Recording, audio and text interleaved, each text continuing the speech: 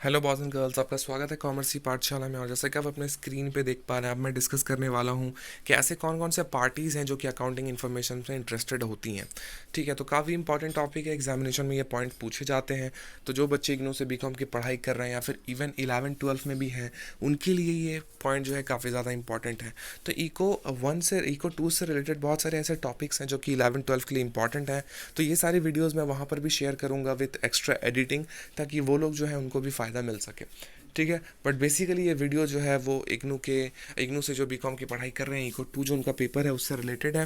But still ये important जो 11-12 के स्टूडेंट हैं उनके लिए भी हो जाता है। ठीक है, तो इसको दोनों मिलकर देखिएगा। दोनों जो हमारा ग्रुप है वो मैं चाहूँगा कि आप दोनों मिलकर के इसे देखें। तो लेक्चर स्टार्ट करते हैं अब। उसके पहले कहना चाहूँगा कि अगर आप हमारे चैनल पर नए हैं तो हमारे चैनल को सब्सक्राइब कर लीजिए और बेल आइकन बिल्कुल दबाइए, क्योंकि बेल आइकन अगर आप नहीं दबाओगे तो आपको जो है मेरे चैनल जो भी मैं वीडियोज़ अपलोड करूँगा उसकी नोटिफिकेशन जो है वो आपको मिल नहीं पाएगी। तो बेल आइकन बिल्कुल दबाइए। ठीक है, तो स्टार्ट करते हैं आप topic. You have learned that many people interested in examining the financial information provided in the form of profit and loss and balance sheet. This helps them. तो जैसा कि बात बोली गई कि आपको पता ही है कि बहुत सारे लोग जो हैं इंटरेस्टेड होते हैं किसी भी कंपनी की फाइनेंशियल पोजीशन को एग्जामिन करने के लिए with the help of their profit and loss and balance sheet. तो ये अगर वो एग्जामिनेशन करते हैं, अगर वो एग्जामिन करते हैं, तो कौन कौन सी जानकारी जो है उनको निकल करके आती है। सबसे पहले जो जानकारी निकल करके आएगी वो निकल करके आएगी to study the present position of business. वो बिजनेस के प्रेजेंट पोजीशन को समझ पाएंगे, इसकी पोजीशन को, इसके पास्ट प्रेजेंट और पास्ट परफॉर्मेंस को, इसको ये कंपेयर कर पाएंगे। बी नंबर पॉइंट में लिखा हुआ है कंपेयर, मतलब सपोज 2019 में उसका प्रॉफिट कैसा था, 20 में कैसा हुआ और 2018 में कैसा था। तो पास्ट और प्रेजेंट दोनों को आप कंपेयर कर पाओगे whether the business is growing और not. This is the question which you can find out with the help of like comparing the data right. तो सी नंबर पॉइंट है to compare the performance with the similar enterprise. अब आप जो है data को, तो पहले आपने अपनी कंपनी के डेटा को अपने प्रीवियस ईयर के जो परफॉर्मेंस थे उसके साथ कंपेयर किया। अब आप अपने डेटा को कंपेयर कर रहे हो उन सारी कंपनीज के साथ जो आपके साथ सेम मतलब चीज़ में लगी हुई हैं। मतलब सपोज आपका अगर बिजनेस है आम का, तो कोई कंपनी जो कि आम के ही बिजनेस में आप उसके साथ कंपेयर कर रहे हो कि उसका बिजनेस जो है वो आपके बिजनेस से कितना बड़ा है या छोटा है, और अगर उसका बिजनेस आपसे बड़ा है तो क्यों बड़ा है, ऐसी कौन कौन सी स्ट्रैटेजीज वो अपना रहा है। ये सारी चीज़ें आप फाइंड आउट करना चाहते हो, जिसके लिए आप ये सारी चीज़ें करते हो। ठीक है, अब चलो बात कर लेते हैं उन लोगों के बारे में जो कि इन इन्फॉर्मेशंस के लिए इंटरेस्टेड होते हैं। इनका नाम मैंने आपको ऑलरेडी बता दिया था पहले ही, अब मैं इसको डिटेल करके बताऊंगा, डिटेल में बताऊंगा। सबसे पहला होता है ओनर। ठीक है ना, तो ओनर क्यों? क्योंकि ओनर, देखो, ओनर ही जो है वो कंपनी का मालिक होता है, वही जो है सब कंपनी में सबसे ज़्यादा पैसे लगाता है। तो जो भी जिसके भी पैसे कंपनी में लगे हुए रहते हैं वो कंपनी को जानने की कोशिश करता है, कंपनी के प्रॉफिट एंड लॉस को जानने की कोशिश करता है। तो ओनर्स के लिए भी ये जो इन्फॉर्मेशन होती हैं वो बहुत ज़्यादा इंपॉर्टेंट हो जाती हैं। राइट, तो देखो यहाँ पे लिखा हुआ owners contribute capital and assume the risk of business. जो ओनर्स होते हैं वो कैपिटल को कंट्रीब्यूट करते हैं, कैपिटल उसमें मिलाते हैं और बिजनेस के रिस्क को वो एज्यूम करते हैं। ठीक है, naturally they are interested in knowing the amount of profit earn by the business and so also it financial position. जो तो एक तरीके से अगर आपके पैसे कहीं लगे हुए हैं, सपोज मैंने अगर किसी फ्रेंड को मैंने पैसे दिए उधार, तो मैं कोशिश करूँगा ना कि वो मुझे पैसे कब देगा, या मैं उससे पूछूंगा कि भाई तू पैसे जहाँ पे लगा रहा है क्या वो बहुत सेफ़ है, अगर सेफ़ है तो मुझे कब तक रिटर्न मिलेगा, लाइक मैं किस चीज़ के लिए उसे पैसे दे रहा हूँ वो मैं जानने की कोशिश करूँगा। और मैं उसकी जो लाइक वो कब तक वो चीज़ें मुझे लौटा सकता है वो भी जानने की कोशिश करूँगा। तो उसी तरीके से जब ओनर कहीं पे पैसा लगा रहा है तो वो नेचुरल सी चीज़ है कि वो जो है वो सोचेगा कि उसका जो बिज़नेस है क्या वो ऑन अ रेगुलर बेसिस जो है प्रॉफिट अर्न कर पा रहा है, और उसका बिज़नेस में जो फाइनेंशियल पोजीशन है वो कैसा है। राइट, तो नेचुरली वो ये चीज़ करने की कोशिश करता है। If however the management of the business is entrusted to paid managers. अब यहाँ पे जो मैनेजमेंट होता है वो जो है काफ़ी एक हाई अमाउंट जो है मैनेजर्स को पेड करते हैं। The owners also use the accounting information to evaluate the performance of the manager.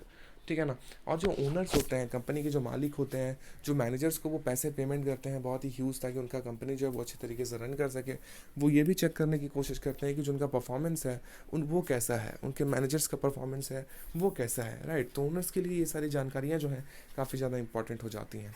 दूसरा पॉइंट है managers. So accounting information so accounting information is of immense use to managers. It helps them to make plan, control, and evaluate all business activities. They also need such information for making various decisions. तो managers के लिए बहुत ज़्यादा important हो जाता है, because managers are the person who are actually managing the company. Owner ने तो सिर्फ पैसे लगाए हैं, लेकिन कंपनी को मैनेज कौन कर रहा है? कंपनी को मैनेज जो है मैनेजर कर रहा है, राइट? तो मैनेजर के लिए ये जो जानकारियाँ हैं वो बहुत ज़्यादा इंपॉर्टेंट हो जाती हैं. इन जानकारियों के बेसिस पे वो जो है प्लान कर पाते हैं, कंट्रोल कर पाते हैं अपने बिजनेस को, और इवेलुएट कर पाते हैं अपने बिजनेस एक्टिविटीज़ को, कि जो बिजनेस एक्टिविटीज़ वो कर रहे हैं वेदर दैट्स राइट और wrong, whether any kind of improvement is needed और नॉट, है ना? इस तरह की चीज़ें.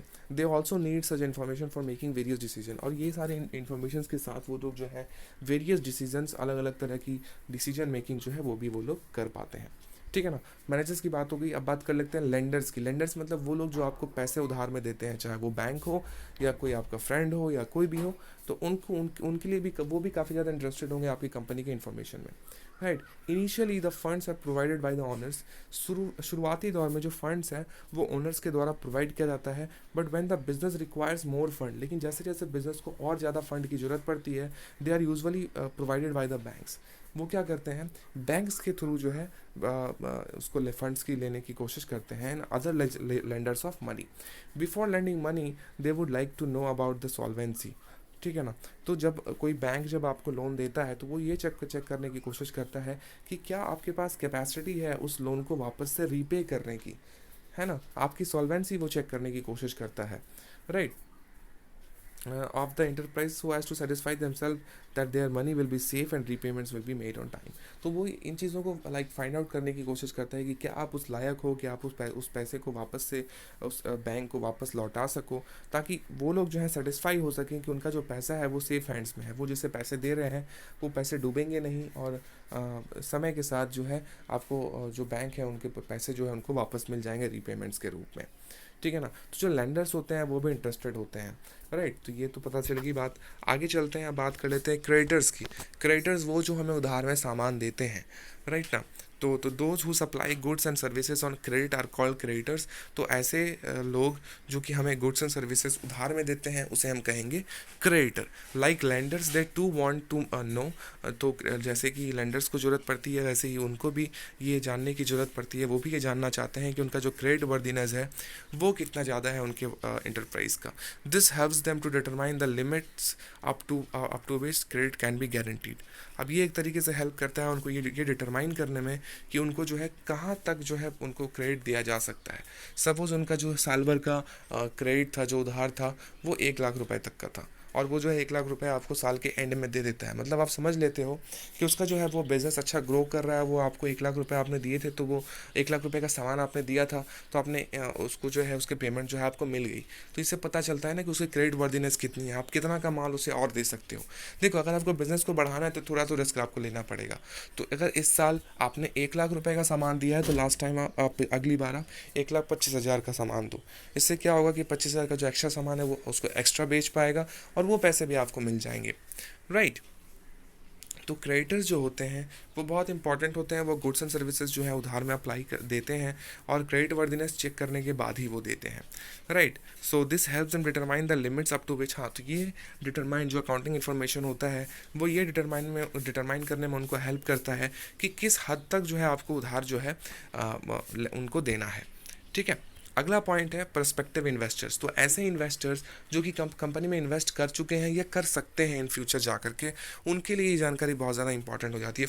फॉर एग्जांपल, मैं अगर किसी कंपनी में इन्वेस्ट करना चाह रहा हूँ by buying the equity of that company, तो मैं कोशिश करूँगा ना कि उस कंपनी की सारी जानकारी मैं इकट्ठा कर सकूँ. वो कंपनी कैसी है, उसका मैनेजमेंट कैसा है, उसे लास्ट 5 ईयर से प्रॉफिट हो रहा है कि नहीं हो रहा है, क्वार्टरली उसका प्रॉफिट कैसा है ना, उसका डेट रेशियो कैसा है, उसके ऊपर उधार कितना है. इस तरह की चीज़ें जो है मैं जानने की कोशिश करूँगा. एक प्रोस्पेक्टिव इन्वेस्टर जो है ये सारी जानकारी लेने की कोशिश करता है. ठीक है. So a person who wants to become a partner in a firm on और a person who wants to become shareholder of a company would like to know how safe and rewarding the propose investment would B.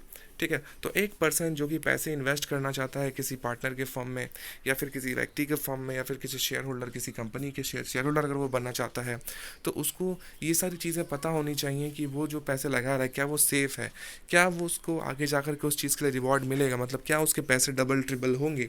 जैसे कि अभी आपको पता होगा कि lockdown के कारण जो ग्लोबल इकोनॉमी है वो बहुत ही डाउन है. इंडिया में बहुत सारे ऐसे शेयर्स हैं जो कि लाइक आधे हो गए हैं. मतलब जिन शेयर का प्राइस 1,000 रुपये था वो अभी आधे होकर के 500 रुपये में चल रहे हैं. तो आप भी चाहो तो इन्वेस्टमेंट कर सकते हो. तो इन्वेस्टमेंट से रिलेटेड जैसे कि मैंने भी काफ़ी सारा इन्वेस्टमेंट जो है इस टाइम किया है, क्योंकि एक मौका काफ़ी अच्छा था इन्वेस्टमेंट करने के लिए. तो ये इन्वेस्टमेंट करने के लिए मैंने जो है एक प्रोस्पेक्टिव इन्वेस्टर की तरह सारी चीज़ों को लाइक चेक किया और फिर जो है अपने पैसे लगाए. राइट. तो यही बात जो है इसमें बोली जा रही है कि जो प्रोस्पेक्टिव इन्वेस्टर होता है वो ये सारी चीज़ें करता है. ठीक है. अगला पॉइंट है टैक्स अथॉरिटीज़. तो टैक्स अथॉरिटीज़ क्या करती हैं? Tax authorities of the government are interested in financial statements so as to assess the tax liability of enterprise. ठीक है. तो जो टैक्स अथॉरिटीज़ होती हैं वो गवर्नमेंट की एक तरह से बॉडी होती हैं, और गवर्नमेंट जो है इस चीज़ में बहुत ज़्यादा इंटरेस्टेड होता है. टैक्स अथॉरिटीज़ जो है आपके बिजनेस से बहुत ज़्यादा इंटरेस्टेड होता है, बिकॉज उसे जो है आपकी टैक्स लायबिलिटी निकालती है, मतलब निकालने की ज़रूरत होती है. अगर आपको सपोज 1 करोड़ का प्रॉफिट हुआ है इस साल, तो उस प्रॉफिट में से कितने रुपए के ऊपर जो है आपको टैक्स देना पड़ेगा, ये इनकम टैक्स फाइंड आउट करने की कोशिश करती है. और फिर जो है आपको वो पैसे जो है टैक्स के रूप में जो है आपको देना पड़ता है. ठीक है ना. तो टैक्स अथॉरिटीज़ जो होती हैं वो भी उनको भी इन सारी जानकारी की ज़रूरत पड़ती है. तो ये वो सारी पार्टीज़ थी जो कि इंटरेस्टेड होती हैं आपके अकाउंटिंग इन्फॉर्मेशन में. आई होप कि आपको ये लेक्चर काफ़ी पसंद आया होगा. पसंद आया है तो लाइक कमेंट और शेयर कीजिए और हमारे चैनल को सब्सक्राइब कर लीजिए. और हाँ, please do not forget to subscribe and follow us in our different social media platform, जिसके लिंक जो है आपको हमारे चैनल के अबाउट सेक्शन में मिल जाएंगे. आप वहाँ पे विजिट कीजिए और हमें जो है सब्सक्राइब कीजिए on our different social media platform, जहाँ पे भी मैं अवेलेबल हूँ, ताकि आपको जो है रिसेंट अपडेट्स मिल पाएँ और आप जो है हमारे चैनल के साथ जुड़े रह पाएँ. ठीक है. तो हम आपसे मिलते हैं हमारे नेक्स्ट वीडियो में. तब तक के लिए आप अपना ख्याल रखिए. शुक्रिया. Thank you. Take care and bye bye. Have a nice day.